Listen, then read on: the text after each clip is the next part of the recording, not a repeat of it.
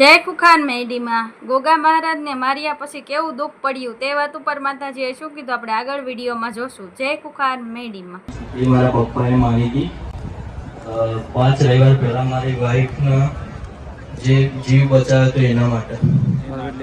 ના તું બતાવે તું મા બે નાક મારે થાય એ સમય શું થતું હતું તમારી વાઈફના? એ 2 વખત જીવ જતો રહેતો. એ દિવસે મારીને ફોન કરવાથી એકદમ સારું થઈ ગયું હતું. ગોગા મહારાજ નું માતાજી બતાવી બરોબર, એટલે 2 વખત જીવ જતો રહ્યો હતો અને માતાજી પાછો લાયા હતા. એની માટે તમે સુખડી માની હતી માતાજી. બરોબર. કોઈની તાકાત નથી. એક મહિનો ભૂવા 1 મહિનો જ મકાન 1 દિવસ ઉપર ના જાય. આ 6 રવિવાર થઈ ગયા માં કમ્પ્લીટ. બરોબર. બીજા બધા ભુવાએ બતાવ્યું તો 1 મહિનો સારું રહેતું હતું, પછી એક દાડો ઉપર ના જાય. બરોબર. અને માતાજીના આજ કેટલા ટાઈમ થયો? 6 રવિવાર. 1.5 મહિના ઉપર થઈ ગયું. કોઈ ભુવાની એટલી તાકાત નથી 1 મહિના ઉપરથી એક દાડો જાય. પાછું હતું ને એવું થઈ જતું. એવું નતું ને એમ થઈ બતાય. ભુવા કર્યા હોય એટલે ખર્ચા તો ત્યાં જ હશે. કેટલા ખર્ચા? એક ભુવા એટલે માં 6000 7000 વાળવાના 5000 રૂપિયા એટલામાં. માતાજીએ શું બતાવ્યું? માતાજીએ ખાલી ગોગા મહારાજનો વ્યવહાર બતાવ્યો. 11 કિલો ઝાડ અને દીવો અને શ્રીફળ.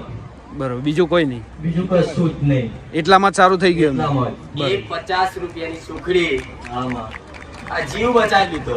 અચ્છા. અને પેલા ભુવા 5,000 ની વિધિઓ કરીને તે ઉપરથી વધ્યું નહીં.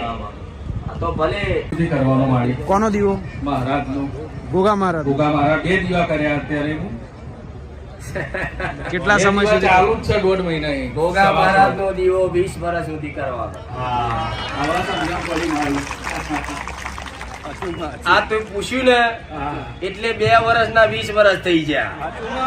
સેવા કરે મહારાજ. આવો પ્રશ્ન ના થાય ગોડા, ગોડા ના થાય. દેવ કે છે કે લે આ તો સ્વાર્થથી દીવો કરે છે, પસ્તાવો તો સહેજે નહીં. કે માર્યો છે ગોગાને, નાગને માર્યો છે. માર્યો એટલે એને દીકરીને દુઃખ આલ્યું ગોગાએ. દીકરી દુઃખી થાય, હેરાન થાય તો બાપ થાય. એટલે કદાચ ગોગાનું દુઃખ બતાવ્યું કે ગોગા મહારાજ નડ્યા ચમ નાગ માર્યો.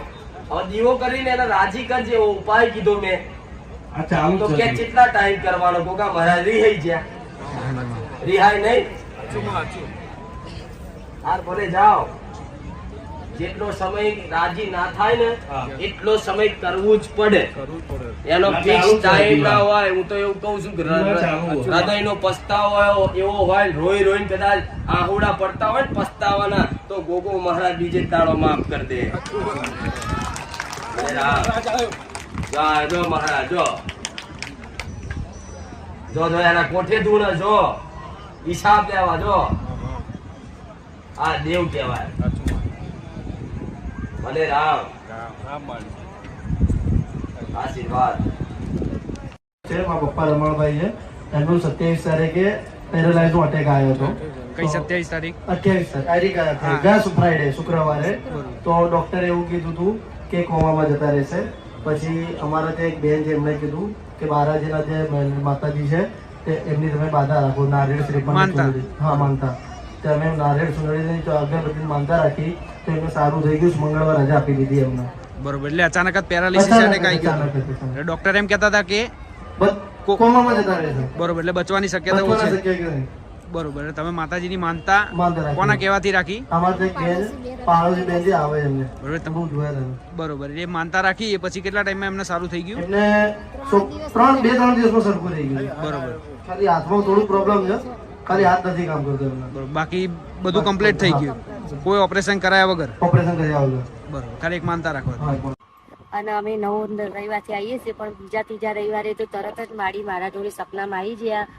સપનામાં નહીં એટલે એમ કે માળા કરતી હતી ને ત્યારે અહીં માતાજી આવ્યા અને આવીને મારા મેઢા ઉપર આવી તિજોરી જોડે બેસી ગયા. તો પછી માં કંઈક માને મેં કીધું તમે આ નીચે બેસી ગયા કીધું, પણ મેં તો તમારી જેવી ગાદી કશું નહીં મારા જોડે કીધું. તો મેં આસનીઓ નહીં પાથર્યું. મારી કઈ મારા કઈ છોકરાને કશું એવું ના હોય ઇન્ક. એ તો મારા છોકરો તો ગમે ત્યાં બેસી જાય ઇન્ક. એટલે એટલે સપનામાં માતાજી એવું કીધું કે આમ વોક બંધ કરીને એવી તરત સવારનું સપનામાં એમ. બરોબર, એટલે તમે અહીંયા આયા અને ત્રીજા જ રવિવારે માતાજી સપનામાં આવી ગયા. બરોબર. અને માતાજીએ કીધું કે ના હું તો ને તે નીચે નહીં બેહી, મારે તો ગમે તે હું બેહી જોઈ કે મને એવું સહ નહીં, પણ મેં કીધું માડી તમે નીચે નહીં બેહ્યા પણ મારા હૃદયમાં તમે બેઠા છો.